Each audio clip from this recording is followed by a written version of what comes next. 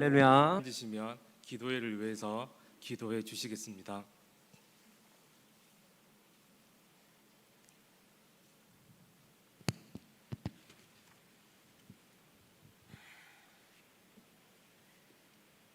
영광과 경배와 찬양 받으시기에 합당하신 하나님 아버지, 우리에게 은혜 베풀어 주시어 수요 기도회로 발걸음을 인도해 주심을 감사합니다.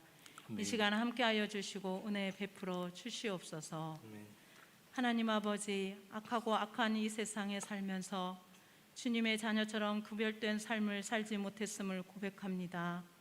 전염병으로 불안과 혼란 속에 살면서 기도하지 않고 말씀도 가까이 하지 않고 주님의 뜻을 구하지 않고 세상 사람들과 똑같이 생각하고 말하고 행동하여 주님께 게으른 삶을 살았음을 고백합니다.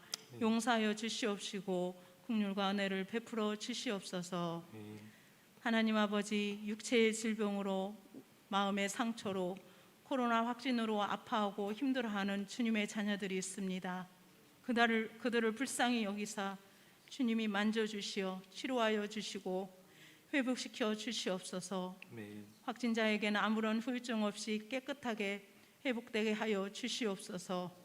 그래서 주님이 온전한 치료자이심을 알게 하여 주님의 자녀들이 주님께 감사하며 주님을 더 가까이 하는 삶을 살게 하여 주시옵소서.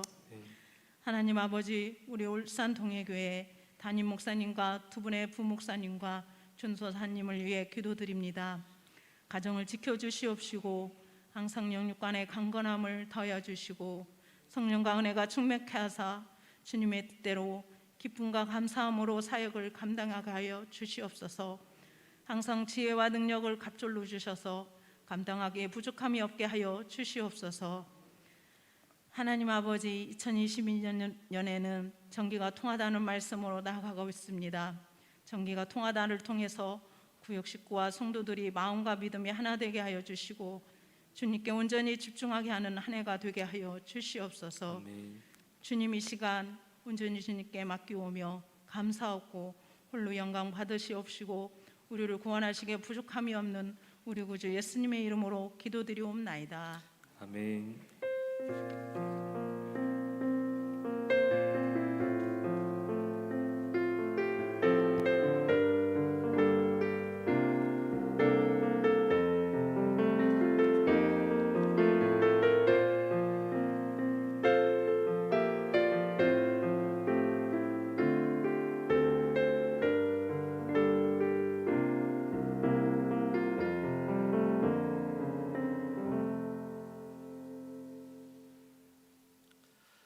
하나님 말씀 함께 찾겠습니다. 레위기 9장 15절부터 24절입니다.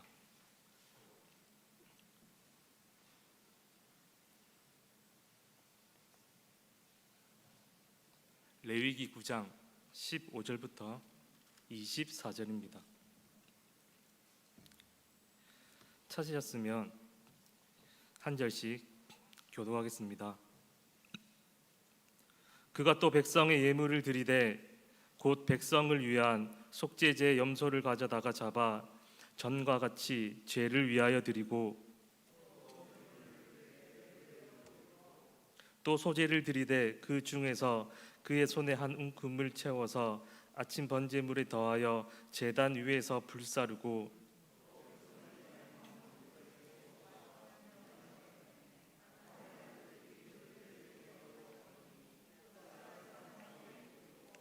그들이 또 수소와 순양의 기름과 기름진 꼬리와 내장이 덮인 것과 콩팥과 간꺼풀을 아론에게로 가져다가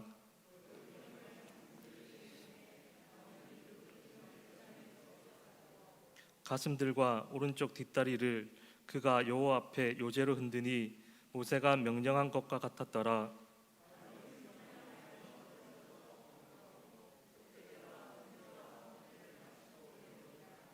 모세와 아론이 회막에 들어갔다가 나와서 백성에게 축복하며 여호와의 영광이 온 백성에게 나타나며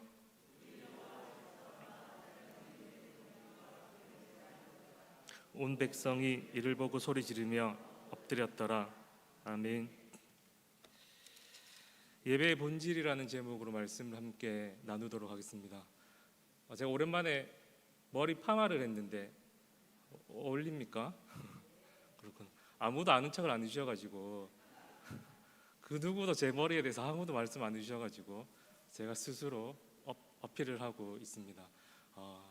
머리를 그냥 파마했을 뿐인데 저는 상당히 마음에 들거든요. 그래서 그런지 그 머리를 파마했는데 제 몸과 마음이 새로워지는 것 같습니다.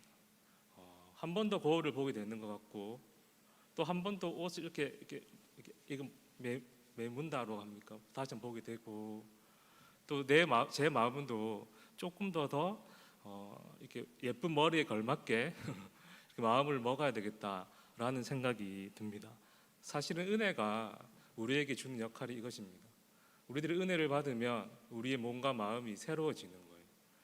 우리가 은혜를 받으면 어떻게 하면 하나님께서 나를 통해서 영광 받으실까? 어떻게 하면 예수님께서 내 삶을 통해 기쁨과 영광을 받으실까? 라고 이렇게 고민하게 되고 그렇게 거기에 맞게끔 우리의 몸과 마음을 새롭게 하게 되어 있습니다. 오늘 수요 기도회가 그러한 은혜의 시간이 되었으면 좋겠습니다.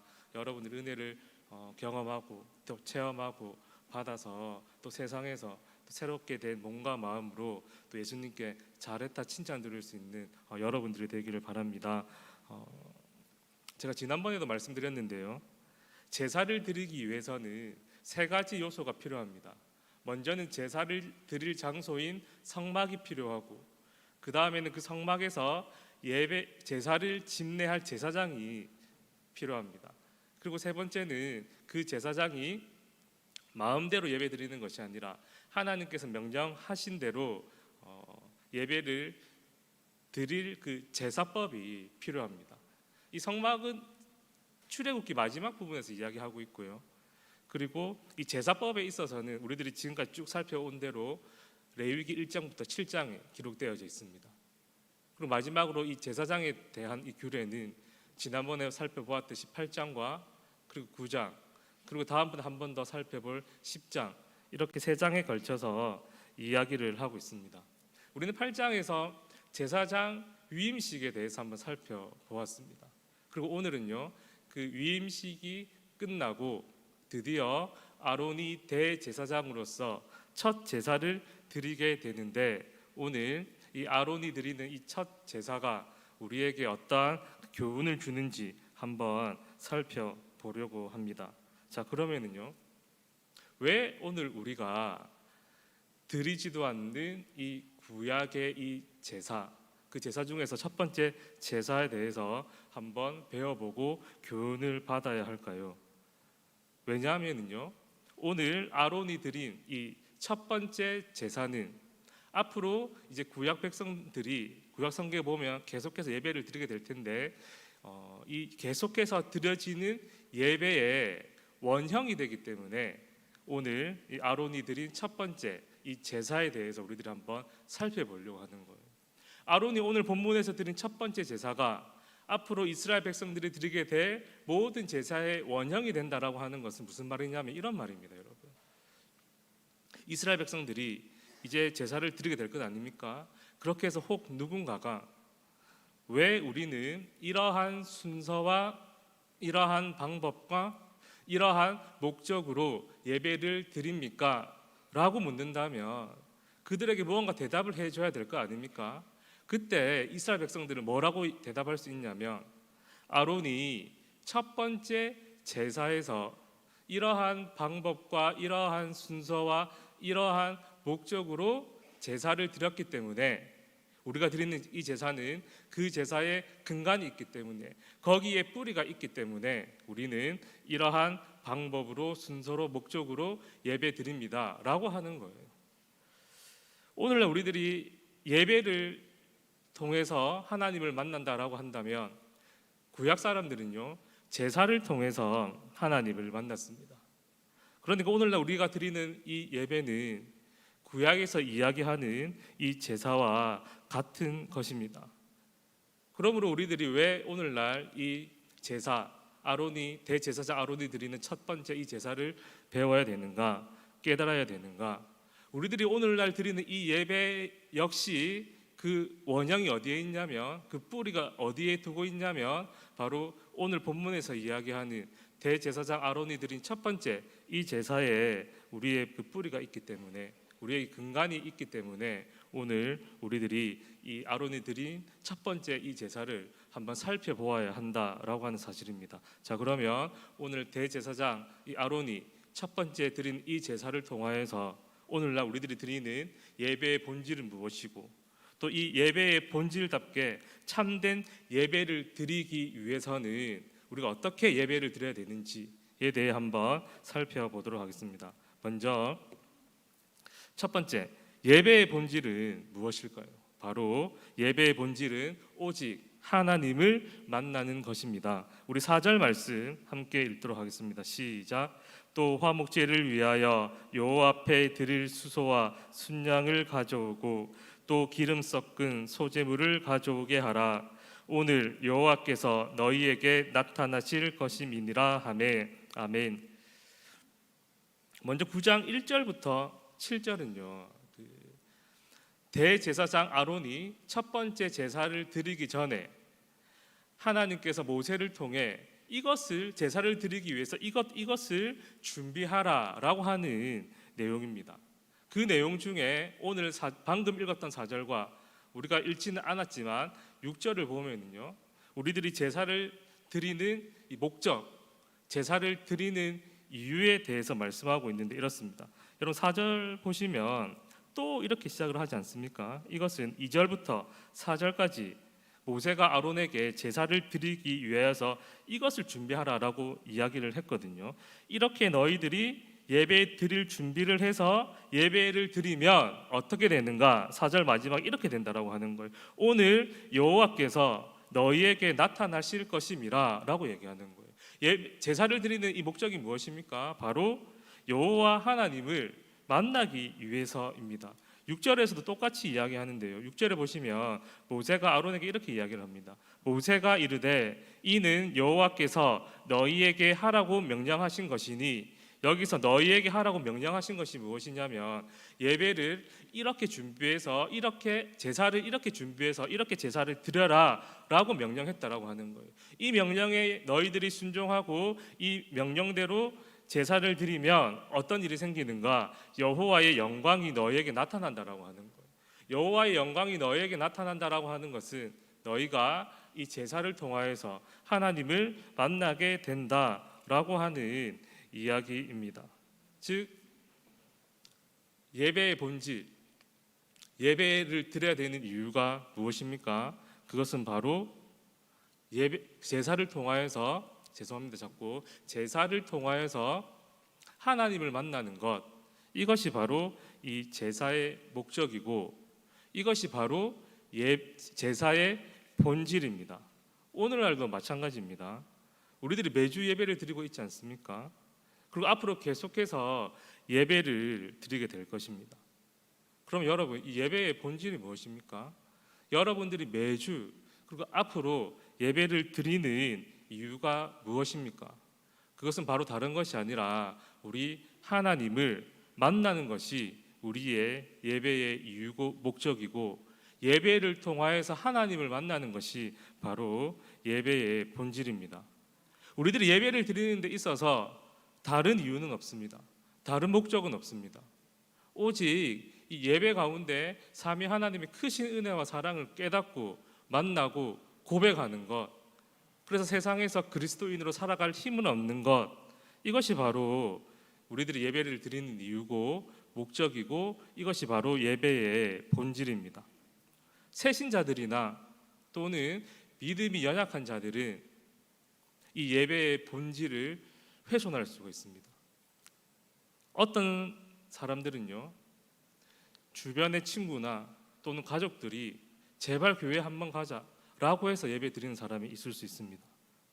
또는 어떤 사람들은요, 관계가 깨어질까 봐 그 관계를 유지하기 위하여서 예배 자리에 나오는 사람도 있습니다. 또 어떤 사람들은 자신의 이익을 얻기 위하여서 예배를 드리는 사람도 있습니다. 제가 부산에 있을 때 사무실에 전화 한 통이 왔었는데 어떤 분이 이렇게 질문을 했습니다. 본인이 얼마 전에 이 동네 새로 이사를 왔다고 얘기하면서 우리 교회 그 성도 수가 몇 명인지 이렇게 물어봤습니다. 그렇게 해서 제가 몇 명인지 이렇게 말씀을 드렸습니다. 그랬더니 또 이렇게 질문을 하더라고요. 그러면 새 신자가 가면 보통 새 신자가 가서 이 새 신자의 이 자녀가 결혼을 하면 교인들이 이 결혼식에 오냐고 이렇게 물어보더라고요. 엄청 신선한 질문이어가지고 처음에 그 의도를 모르고 갑니다 이렇게 말씀드렸어요. 그랬더니 몇 명이 오냐고 이렇게 물어봤습니다. 이미 성도수를 말씀드렸기 때문에 머릿속에 계산을 하고 있었던 것 같아요. 그래가지고 그 질문에 제가 순간 너무 약간 당황스럽고 왜 이 질문을 하는지 이제 조금 알겠더라고요. 그렇게 해가지고 이렇게 저렇게 이야기하고 말았는데 결국은 오지 않았습니다. 그분이 우리 교회에 와서 예배를 드리려고 하는 이유가 무엇입니까? 자신의 이익을 챙기기 위하여서, 자신의 자녀의 결혼식에 많은 사람들이 와서 축복해주고 축하해주는 것, 이것을 위해서 예배 드리는 사람들도 있습니다. 그러나 예수님을 그리스도다라고 고백하고 또한 예배를 통하여서 하나님의 임재를 갈망하는 우리 참된 성도들은 예배를 드리는 데 있어가지고 다른 이유와 목적은 없습니다. 오직 우리 사랑하는 우리 하나님을 만나는 것, 그것 하나만이 우리들이 예배를 드리는 이유이고 목적이고 우리의 본질입니다.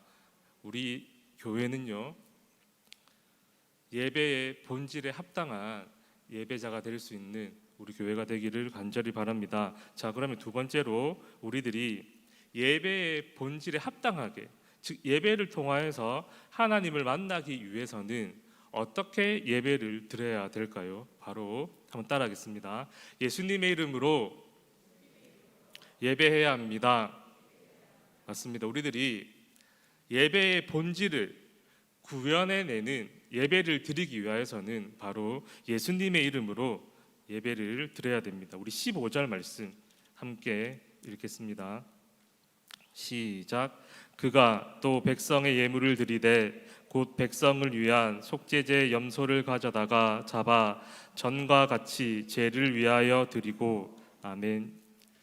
읽지는 않았지만 7절까지가 예배를 준비하는 그 준비 과정이고 8절부터 14절까지는 먼저 대제사장 아론이 이스라엘 백성들을 위하여서 예배를 드리기 전에 자신을 위해 먼저 예배를 드립니다.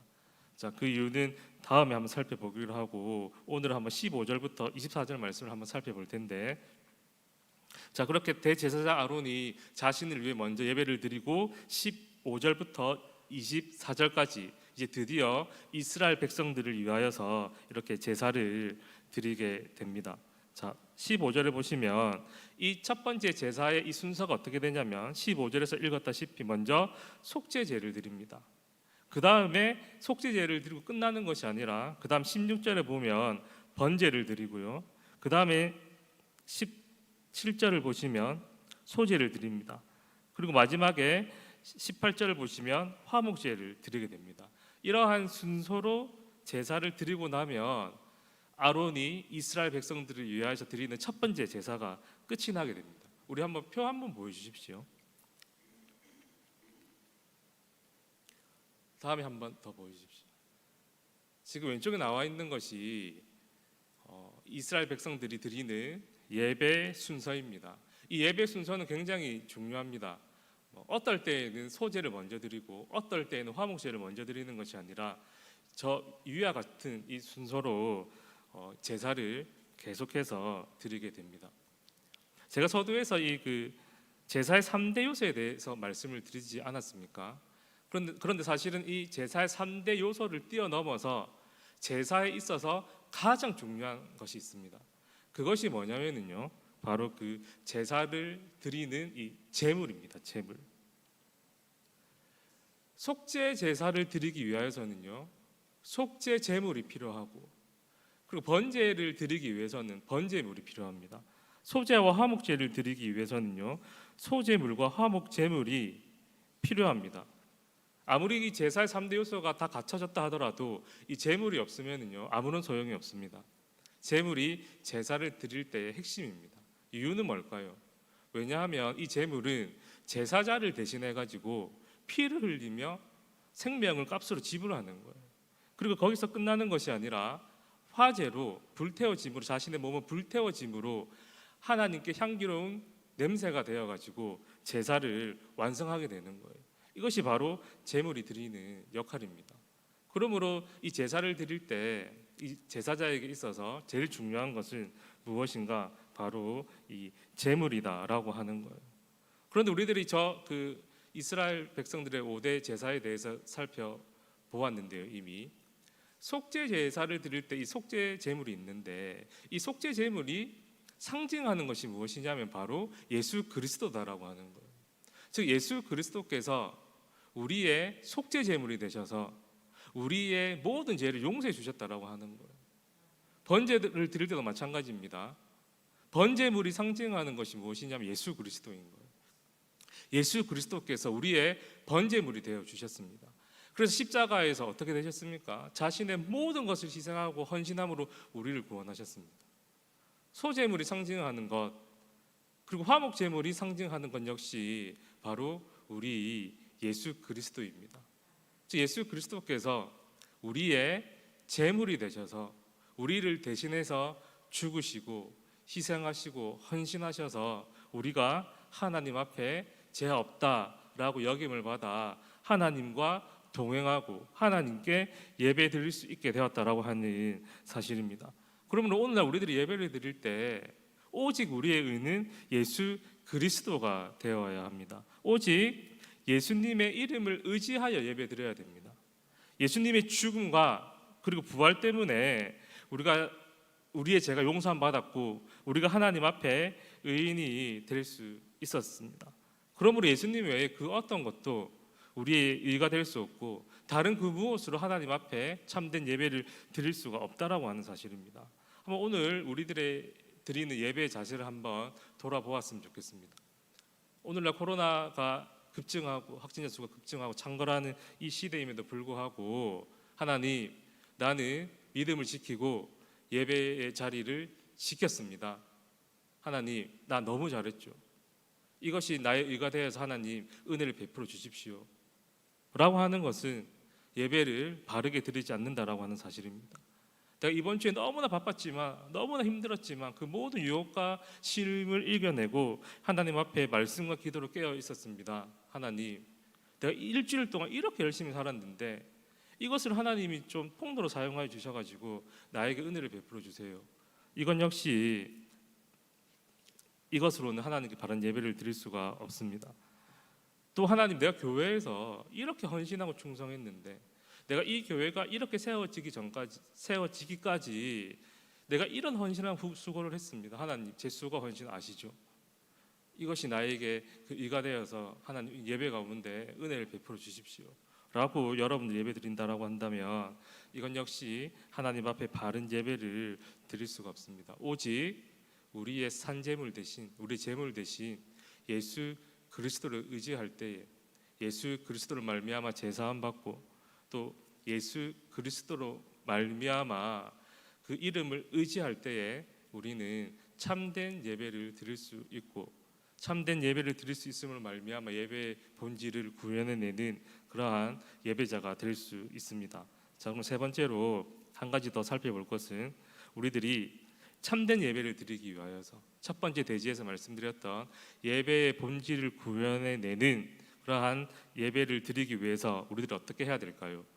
먼저는 방금 말씀드린 대로 예수님의 이름을 의지해서 예배 드려야 되고 두 번째는 한번 따라하겠습니다.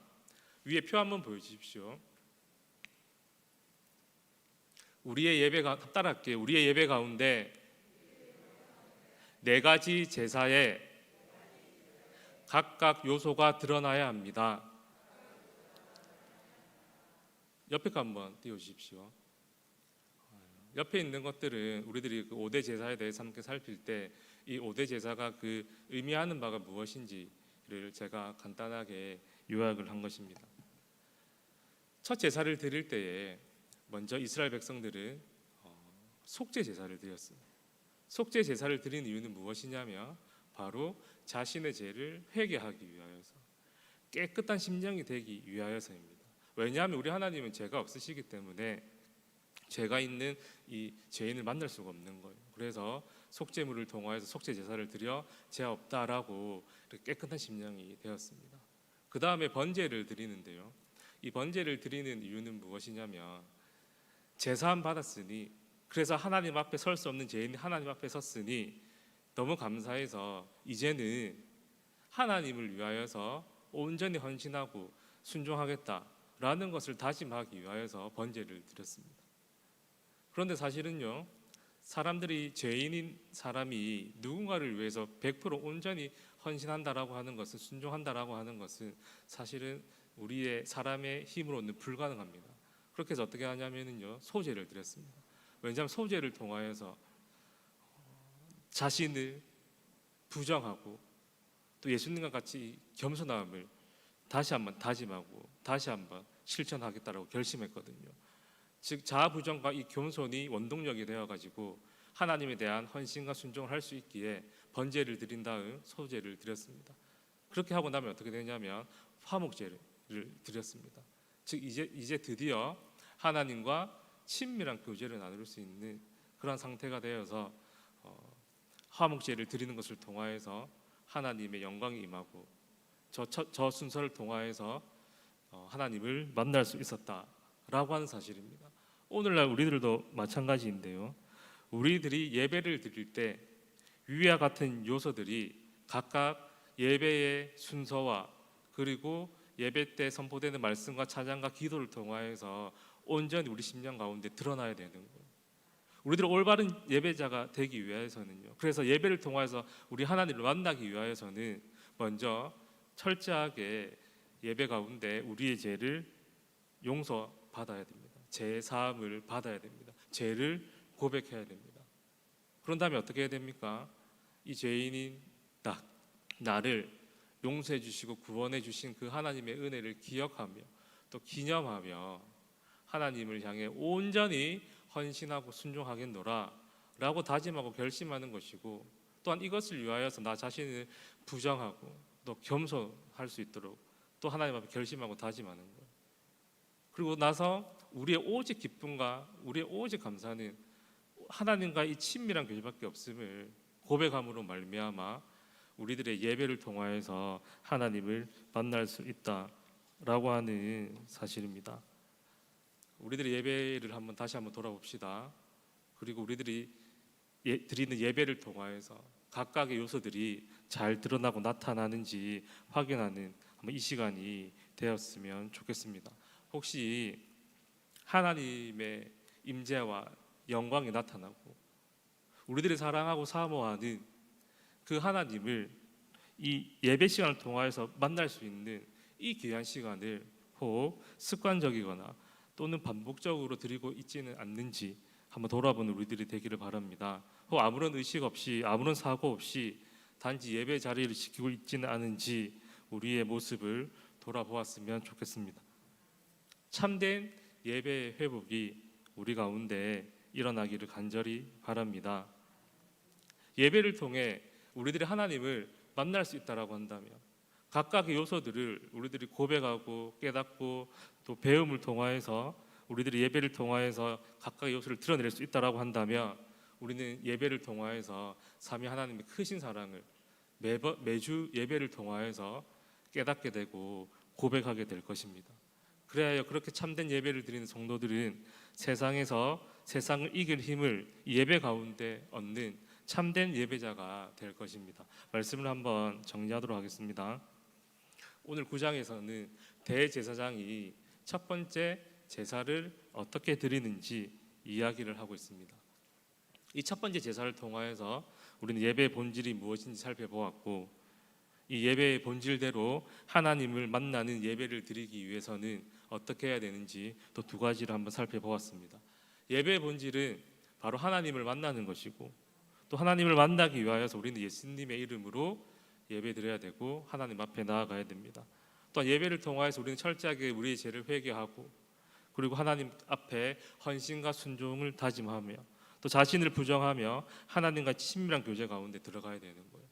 우리들이 이렇게 예배를 드릴 때에 예배의 본질을 훼손하는 것이 아니라 오히려 우리의 예배를 통하여서 하나님의 영광이 임하고 하나님을 온전히 만나는 그러한 예배가 될 것입니다. 이렇게 예배의 본질을 이해하고 참된 예배를 통하여서 하나님이 기뻐 받으시는 예배, 하나님을 만남으로 새 힘을 얻는 예배, 그래야 세상을 이기는 우리 교회가 되기를 간절히 바랍니다. 우리 말씀을 기억하며 사랑과 내가 충만하신 하나님 아버지, 3일 동안 저희들 은혜 가운데 지켜주시고 또 이렇게 기도의 자리에 나올 수 있도록 해주신 것 너무나 감사를 드립니다.